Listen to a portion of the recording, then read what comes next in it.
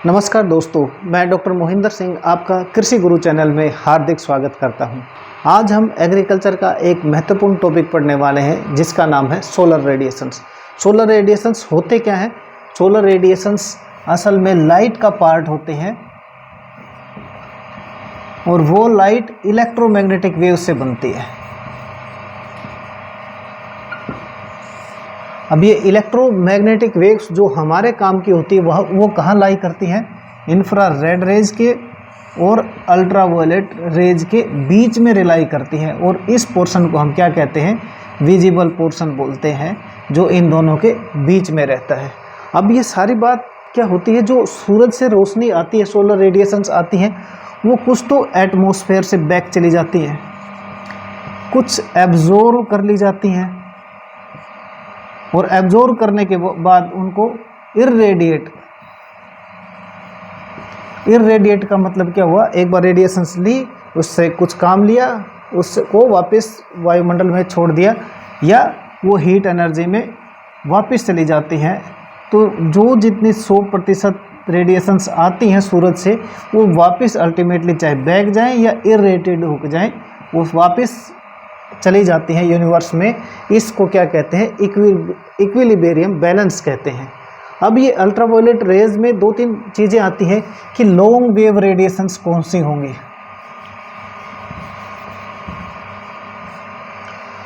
Long wave radiations वो होती हैं जो वेव्स इंफ्रारेड से बड़ी होती हैं। रेड कलर हम किस में लेते हैं? खतरे के निशान, यानी जो खतरे के निशान से बड़ी होंगी वो क्या होंगी? लॉन्ग वेव लेंथ होंगी। और जो इंफ्रारेड, जो वायलेट कलर से कम की होंगी, वो क्या होंगी? शॉर्ट वेव लेंथ होंगी। अब ये कैसा पता चलेगा ये कौन सी है? इसका एक फार्मूला है VIBGOYR।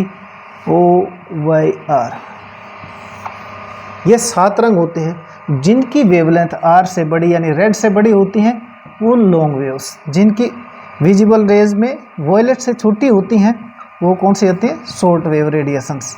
और ये रेडिएशन का बैलेंस इस पूरे ब्रह्मांड की एनर्जी का स्रोत है और जितनी क्रियाएं, चाहे फोटोकेमिकल हो चाहे बायोलॉजिकल हो, वो सारी प्रोसेस इस हीट रेडिएशन या सोलर रेडिएशन के इर्द गिर्द घूमती है। अब ये जो लाइट हम पढ़ते हैं ये किसका कॉम्बिनेशन है? इन 7 रंगों का या 7 रंग की वेव्स का कॉम्बिनेशन है, जो अलग अलग रूप में हमारे काम आता है। इनमें से कुछ पोर्शन प्लांट्स के काम आएगा और कुछ इन बीच का हिस्सा भी, विजुअल पोर्शन का भी प्लांट्स के काम नहीं आता। हम इसको अब ध्यान से पढ़ते हैं। उसके दौरान बीच में आता है एक टर्म जो बार बार आएगी, सोलर कांस्टेंट। अब ये सोलर कांस्टेंट क्या है?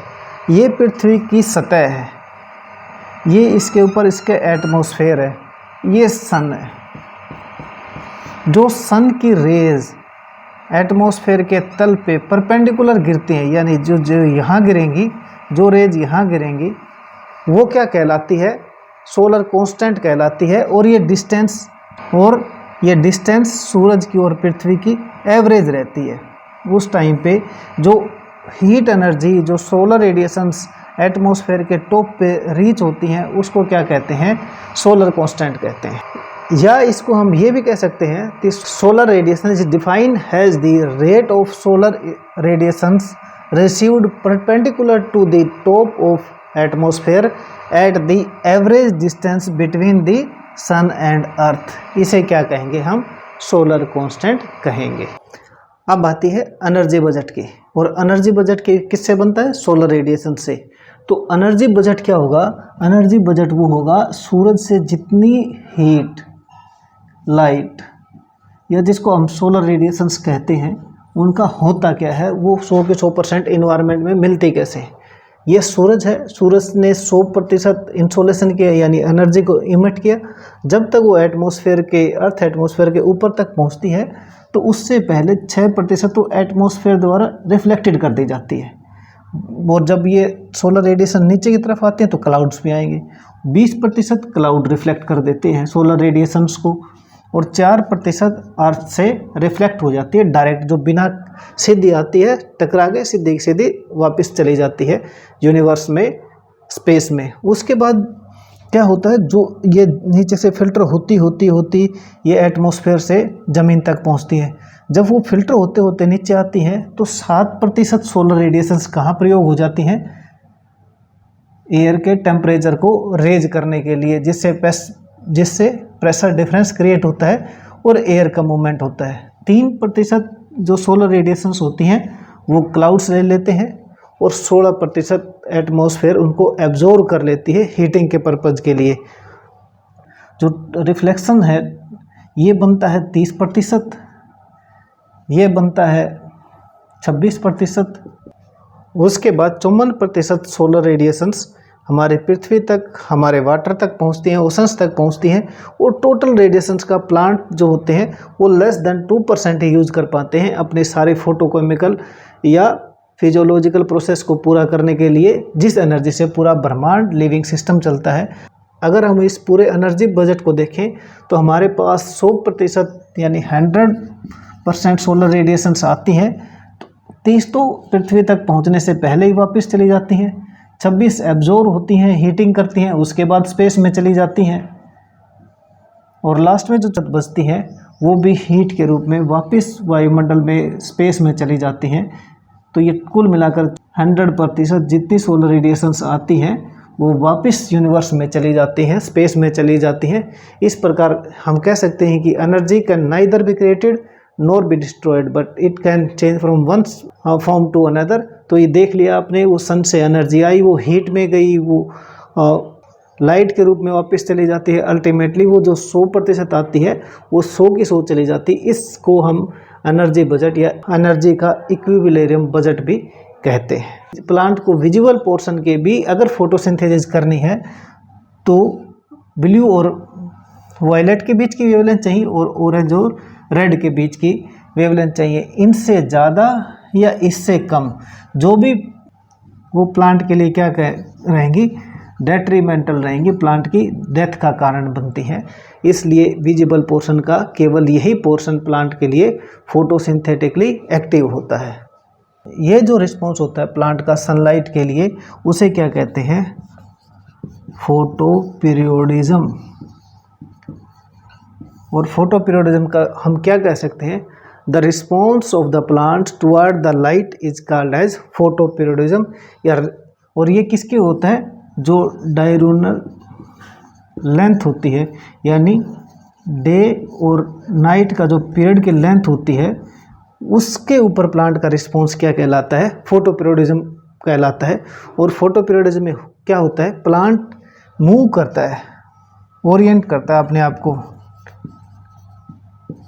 या मूव करता है लाइट की तरफ, और इस प्रक्रिया को भी हम क्या कहते हैं? फोटोपीरियोडिज्म कहते हैं। और इन सब को रिकॉर्ड करने के लिए क्या होता है? सनशाइन रिकॉर्डर्स होते हैं, पायरोनोमीटर्स होते हैं, क्वांटम सेंसर होते हैं जो इस सनलाइट की एनर्जी को, वेवलेंथ को नापने का काम करते हैं, उसकी इंटेंसिटी को नापने का काम करते हैं। अब आती है विंड। विंड क्या कहती है? हम किसे कहेंगे? Horizontal movement. ये वाला मूवमेंट जो वर्टिकल होगा इसको हम विंड में ज़्यादा काउंट नहीं करते। तो अगर ऑब्जेक्टिव में आता है तो horizontal movement of air is called as wind. और विंड होता कैसे? प्रेशर डिफरेंस के कारण होता है। और प्रेशर का डिफरेंस किसके कारण होता है? टेम्परेचर के कारण होता है, और इसी कारण ये विंड का मूवमेंट होता है। अगर हम वर्टिकल मूवमेंट की बात करें तो वो नेग्लिजिबल होता है हॉरिजेंटल मूवमेंट के बजाय, तो इसको हम काउंट नहीं करते। अब बात आती है मूवमेंट की। विंड का मूवमेंट किस बात पर निर्भर करता है? ज्योग्राफिकल वेजिटेशन के ऊपर, एल्टीट्यूड के ऊपर, लॉन्गिट्यूड के ऊपर, टोपोग्राफी के ऊपर, और डिस्टेंस फ्रॉम सी शोर, समुद्र से कितना दूर है। तो ये चीज़ें सारी क्या करती हैं? विंड के मूवमेंट को इफेक्ट करती हैं। जितना ज़्यादा वेजिटेशन होगा, मूवमेंट होगा, एल्टीट्यूड होगा, तो मूवमेंट कम होगा, क्यों? इन चीज़ों पर निर्भर करता है। और ये विंड का मूवमेंट किस बात को एग्जीक्यूट करता है? जो विंड की स्पीड होती है ये फोटोसिंथेसिस में हेल्प करती है। यानी कि जैसे जैसे विंड की स्पीड बढ़ेगी कार्बन डाइऑक्साइड एक्सचेंज बढ़ेगा, और कार्बन डाइऑक्साइड एक्सचेंज बढ़ेगा तो ये सबसे बड़ा रॉ मटेरियल है। जब इसकी पूर्ति होगी इसकी और ये एक्सेस में मिलेगा तो प्लांट क्या करेगा, फोटोसिंथेसिस इंक्रीज करेगा। लेकिन कहाँ तक, अप टू 10 किलोमीटर्स। अगर 10 किलोमीटर प्रति घंटा से ज़्यादा स्पीड है तो प्लांट को उल्टा इफेक्ट करेगी, क्योंकि ये प्लांट से इवेपोट्रांसपिरेशन बढ़ा देगी। ये हमारा एक लीफ है, इसके ऊपर स्टोमेटल पोर्स है। हवा अगर 10 किलोमीटर से दूर जाएगी तो प्लांट अपने आप को क्या करता है, गर्मी से बचाने के लिए वेपर छोड़ता है। तो ये जो इसका माइक्रो क्लाइमेट होता है, इसके अंदर वेपर का एक्सचेंज होता है, टेम्परेचर बाहर के टेम्परेचर से कम होता है। अगर विंड 10 से ज़्यादा किलोमीटर चलेगी तो इसको जल्दी जल्दी रिप्लेस करेगी, और जल्दी जल्दी रिप्लेस करेगी तो इसको प्लांट को ज़्यादा ट्रांसपिरेशन करना पड़ेगा, तो प्लांट को ज़्यादा मूवमेंट करना पड़ेगा, ज़्यादा एनर्जी खर्च होगी उसमें, और अल्टीमेटली क्या होगा, प्लांट की ज़्यादा एनर्जी इसी चीज़ में लग जाएगी कि वो अपने आप को इन्वायरमेंट के साथ कोप अप करने में ही अपना सारा टाइम लगा देगा, सारी एनर्जी लगा देगा। और वो जो हवा 10 किलोमीटर से ज़्यादा चलेगी, जिसको कार्बन डाइऑक्साइड की पूर्ति बढ़ानी थी, वो कार्बन डाइऑक्साइड की पूर्ति बढ़ाने के साथ साथ वो ट्रांसपिरेशन लोड भी बढ़ा देती है। अल्टीमेटली प्लांट की फोटोसिंथेसिस बढ़ने का कोई फ़ायदा नहीं होता है, क्योंकि प्लांट को ज़्यादा ट्रांसपायर करना पड़ता है, ज़्यादा रेस्पिरेशन करना पड़ता है, इसलिए प्लांट को नुकसान होता है। अगर ये हवा 10 किलोमीटर से ज़्यादा अगर मानसून के साथ या रेनफॉल के साथ आती है तो और भी ज़्यादा इसका खतरनाक रिजल्ट आते हैं। ये प्लांट की टहनियों को तोड़ देती है, फूलों को गिरा देती है। तो हवा का रोल एक सीमा तक है, उसके बाद ये डेट्रीमेंटल होता है। अब इस विंड के संदर्भ में एक बात और आती है, 2 डायरेक्शन आती है, विंडवार्ड और लीवार्ड। विंडवार्ड का मतलब आने वाली दिशा से, मान लो हवा यहाँ से चलती है और इस साइड जाती है, तो ये जो क्षेत्र रहेगा ये विंडवार्ड रहेगा, और ये जहाँ हवा बह के जा रही है वो क्या रहेगी, लीवार्ड क्षेत्र कहलाएगा। तो the wind comes from is windward, wind goes towards is leeward. तो ये 2 डायरेक्शन होती हैं। और कुछ ऐसी हवाएं भी होती हैं जो मौसम बाउंडेड होते हैं, जो सीजन के मानसून के आने पर आती हैं, वो निश्चित टाइम होता है, उनको क्या कहते हैं, प्रीवेलिंग विंड्स। आप लोगों ने भी खूब सुना होगा परवा हवा, पछुआ हवा, ऐसी हवाएं जो साल के या मौसम के किसी एक पर्टिकुलर टाइम पे आती हैं, उनको क्या कहते हैं, प्रीवेलिंग विंड्स कहते हैं। और विंड क्या करती हैं, इरोजन का भी कारण बनती हैं। और इस विंड इरोजन को कोप अप करने के 2 बड़े तरीके हैं, एक विंड ब्रेक, दूसरा शेल्टर ब्रेक। अब ये दोनों भी हैं तो विंड की स्पीड को रोकने का, तो इन दोनों में क्या अंतर होता है, विंड ब्रेक हमेशा वेजिटेटिव पोर्शन से करते हैं, यानी पेड़ लगा दिया, घास लगा दी, हर्ब लगा दिए, सर्ब लगा दिए, तो जो वेजिटेटिव लिविंग पार्ट्स है जिसको बनाते हैं वो विंड ब्रेक होती हैं। और शेल्टर ब्रेक में कुछ भी हो सकती है, कोई दीवार भी हो सकती है, बिल्डिंग भी हो सकती है, पेड़ भी हो सकते हैं। तो ये सारी चीज़ें अदर देन जो वेजिटेशन होंगी वो क्या कहलाती हैं, शेल्टर बेल्ट कहलाती हैं। शेल्टर बेल्ट क्या करती है, विंड के मूवमेंट को कम करती है। विंड का मूवमेंट कम होता है तो वो सोइल के पार्टिकल्स को उठा नहीं पाती, और ऑलरेडी जो उठा रखे हैं उनकी स्पीड कम होने के कारण वो वहीं ड्रॉप कर देते हैं। तो ये विंड ब्रेक और शेल्टर ब्रेक क्या करते हैं, विंड इरोजन को कम करते हैं।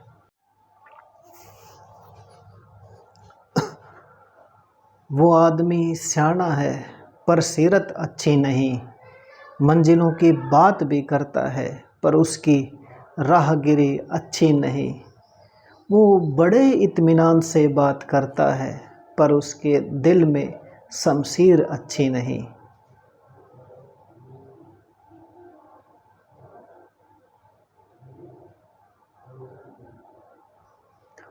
ये वक्त भी कमाल है, कितनों की वफादारी देखी, रफ्ता रफ्ता निकलो मेरे कूचे से, माही यहाँ रहना ठीक नहीं। धन्यवाद दोस्तों। इसी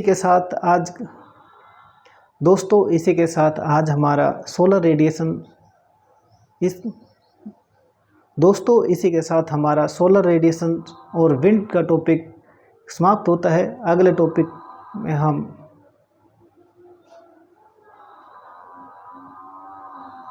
इसी के साथ आज का हमारा टेम्परेचर, इसी के साथ आज हमारा सोलर रेडिएशन और विंड का टॉपिक समाप्त होता है। अगला हमारा एडाफिक फैक्टर्स रहेगा। अगला टॉपिक हमारा effect of edaphic factor on crop production रहेगा। तब तक आप स्वस्थ रहिए, खुश रहिए, मुस्कुराते रहिए। जय हिंद, जय भारत। वो आदमी सियाना है पर सीरत अच्छी नहीं, मंजिलों की बात भी करता है पर उसकी राहगिरी अच्छी नहीं। वो बड़े इत्मीनान से बात करता है पर उसके दिल में शमशीर अच्छी नहीं। इसी के साथ आज हमारा सोलर रेडिएशन और विंड का टॉपिक समाप्त होता है। अगला टॉपिक हमारा effect of edaphic factor on crop production रहेगा। तब तक आप स्वस्थ रहिए, खुश रहिए, मुस्कुराते रहिए। जय हिंद, जय भारत।